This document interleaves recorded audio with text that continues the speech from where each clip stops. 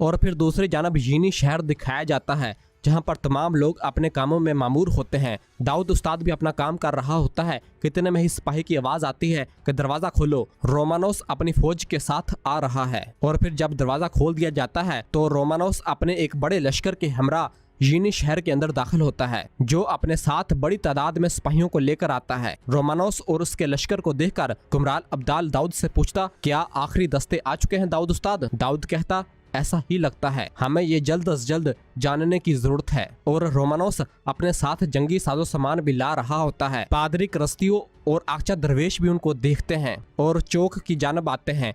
और फिर रोमानोस अपना लश्कर लेकर यीनी शहर के चौक में आता है और वहां पर अपने सिपाहियों से मुखातब होकर कहता है, रोम के बहादुर सिपाहियों, आज यहाँ तुम लोगों की मौजूदगी की एक अहम वजह है। गुस्ताख तुर्कों ने हमारी सरजमीन पर नजरें जमा ली हैं। हमने अब तक बेवकूफ तकफूरों की वजह से बहुत सारी जमीनें खो दी हैं और अब उस्मान का नया हदफ बुरसा है और बुरसा का दरवाजा यहाँ है, यीनी शहर। ये सब देख और सुनकर आक्चा दरवेश और पादरी थोड़ा अंदर आते हैं।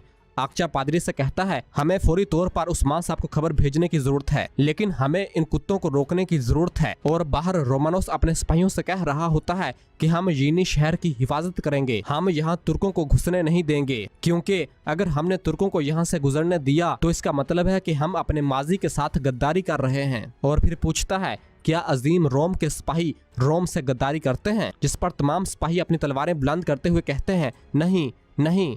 और फिर रोमानोस पूछता, क्या रोम के अजीम सिपाही तुर्कों को यहाँ फतह करने देंगे? तमाम सिपाही कहते, नहीं नहीं। और फिर रोमानोस कहता है, तुम्हारी तलवारें तुम्हारी नफरत से तेज हों। और अपनी तलवार निकालकर बुलंद करता है और कहता है, हर तुर्क का सर रोम के लिए एक तोहफा होगा। और फिर तमाम सिपाही अजीम रोम जिंदाबाद, अजीम रोम जिंदाबाद के नारे बुलंद करते हैं।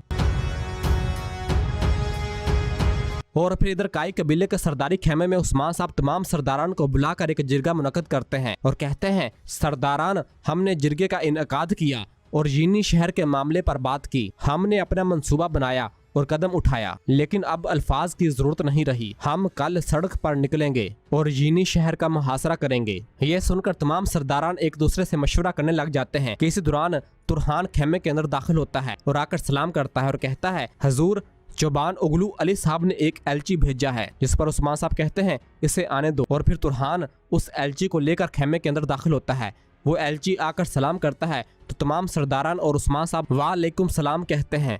और फिर उस्मान साहब कहते हैं, खुश आमदीद, बोलो। जिस पर वो एलची कहता है, मैं बोलूँगा, इसीलिए मैं हाजिर हुआ हूँ उस्मान साहब। अली साहब ने मुझे आपको कुछ याद दिलाने के लिए भेजा है। हजूर ने अपना बेटा मुस्तफ़ा साहब और अताब अहमद का कातिल तुर्गत बे मांगा है। अगर आप इन्हें नहीं देते तो आपको अली साहब के गजब का सामना करना पड़ेगा। ये सुनते ही बुरान कहता है, दस्तूर, और अपनी तलवार खींचने लगता है तो उस्मान साहब उसे रोक देते हैं और कहते हैं, सिपाहियों, पीछे रहो। और कोहनूर और बुरान पीछे हट जाते हैं। और फिर उस्मान साहब कहते हैं, हम फतह के लिए काम कर रहे हैं, लेकिन आप अपने जाती मामलात के बारे में सोच रहे हैं। और फिर कहते हैं, तुर्गत साहब ने इस मकसद के लिए अपनी जान देना कबूल किया, लेकिन वो नहीं चाहता कि कोई इसे ऐसा करने से रोके। यही वजह है, अली साहब को बताओ कि मैं उन्हें मुस्तफ़ा और तुर्गत साहब दूंगा। ये सुनते ही तैमूर कहता, हजूर, ये कैसे? उस्मान साहब तैमूर को रोकते हैं और कहते हैं, नहीं। और फिर बुरान से कहते हैं, बुरान, एलची के साथ जाओ। बुरान कहता, जो हुक्म हजूर। और वो एलची कहता है, मैं खुशी से ये पैगाम पहुंचाऊंगा उस्मान साहब। और वो एलची बुरान के साथ खेमे से बाहर चला जाता है। और फिर पीछे से एक सरदार कहता है, आपने दुरुस्त फैसला किया उस्मान साहब। और फिर दूसरा सरदार कहता है, मुहासरे के औकात में इस तरह के मामलात का जल्द फैसला करना चाहिए, यही सही काम है, आपने बिल्कुल दुरुस्त फैसला किया है। उस्मान साहब कहते हैं, हमने तुर्गत साहब को अपने मुहासरे के लिए कुर्बान कर दिया, हालांकि ये मुझे पसंद नहीं था, लेकिन ये होगा। और फिर कहते हैं, हम तुर्गत साहब देंगे और यीनी शहर लेंगे। और फिर एक सरदार पूछता, हजूर, आप यीनी शहर को कैसे फतह करेंगे? जिस पर उस्मान साहब कहते हैं, अपने सिपाहियों के साथ मैं यीनी शहर के करीब एकबेक जाऊंगा, बाकी सब और बहादुर सिपाही कोहनूर के साथ होंगे। जब हम अपना हमला शुरू करेंगे, आप हमारे पीछे आएंगे। इस फैसले पर तमाम सरदारान खुश होते हैं। उस्मान साहब ने जब तमाम सरदारान को बुलाकर जिरगा मुनक्कद किया होता है तो वहाँ पर अली साहब का एलची आ जाता है और उस्मान साहब उससे कहते हैं कि तुम्हें तुर्गत और मुस्तफ़ा दोनों मिल जाएंगे। और फिर बुरान उस एलची को लेकर खेमे से बाहर चला जाता है। और फिर यहाँ फ्लैशबैक सीन दिखाया जाता है जब उस्मान साहब और बाकी काई सिपाही जैबे को पकड़कर काई कबीले की जानब लेकर आ रहे थे।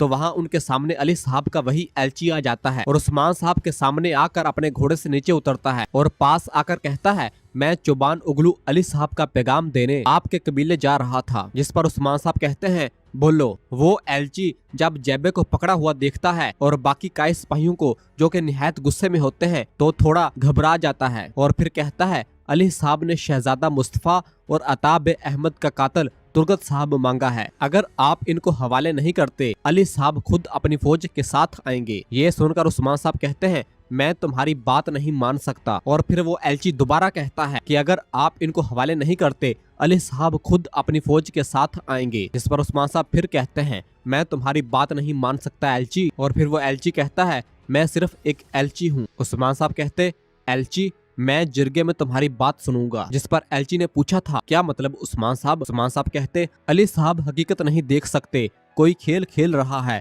वो हकीकत पर पर्दा डाल रहा है, लेकिन मैं इन्हें हकीकत दिखाऊंगा और तुम वही करोगे जैसा मैं कहूंगा।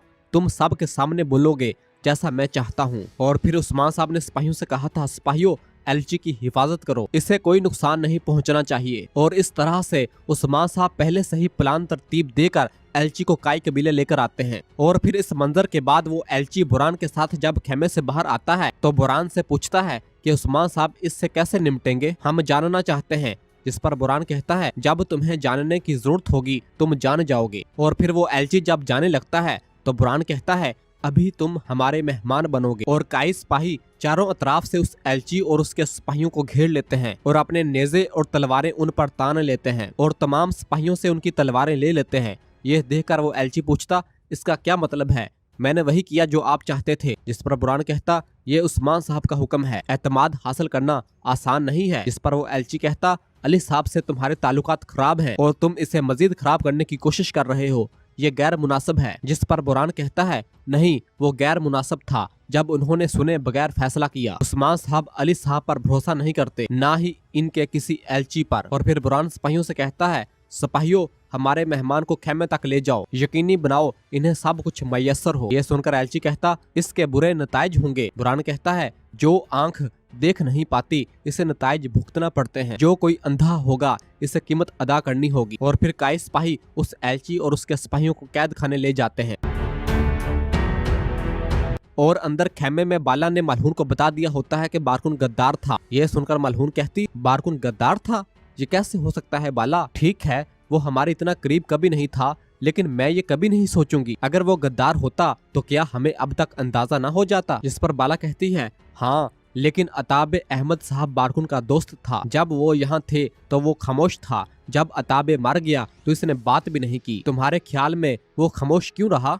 ये सुनकर मलहून पूछती है, सेल्वे के बारे में क्या ख्याल है? यहाँ तक कि अगर बारकुन ऐसा काम कर सकता है, सेल्वे ऐसा नहीं करेगी। जिस पर बाला कहती है, वो नहीं करेगी, मुझे नहीं लगता कि वो जानती भी थी।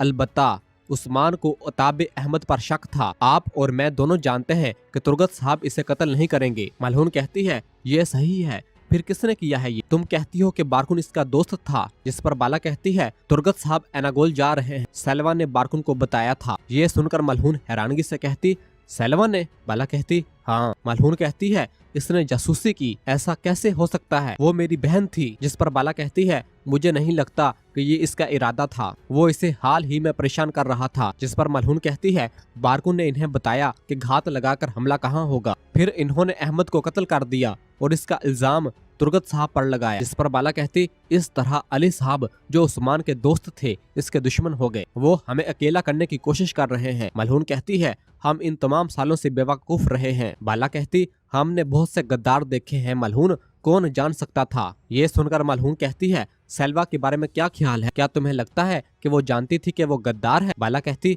मुझे नहीं लगता कि वो झूठ बोल रही होगी, क्योंकि वो मर रही थी। इसने जो कहना था कह दिया और चल बसी। इसका ख्याल था कि इसका शोहर कबीले की भलाई के लिए काम कर रहा है, कौन जानता है कि इसने और क्या क्या काम किए होंगे। और फिर बाला कहती है, चलो फौरन उस्मान साहब को देखते हैं, मैं इन्हें पहले नहीं बता सकी। मलहून कहती है, ठीक है, इसे देखते हैं ताकि गद्दार को सजा मिले। और उठकर उस्मान साहब की जानब जाने लगते हैं